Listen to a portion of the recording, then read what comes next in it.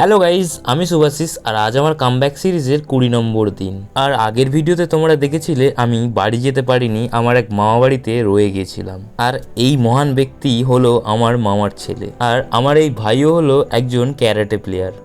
তো বেশ কিছুক্ষণ এর সঙ্গে হাসি মজা করার পর আমি আবার বাস ধরার জন্য এসে দাঁড়ালাম স্ট্যান্ডে। আর এইদিকে ও আমায় ছাড়তে এসেছে, দেখো ওর অবস্থাটা শুধু একবার। যাই হোক, অবশেষে এই লরিগুলোর পেছনে আমার বাস এসে গেছে। এরপর বাসে উঠে তারপর আবার একটু হেঁটে আমি চললাম বাড়ি।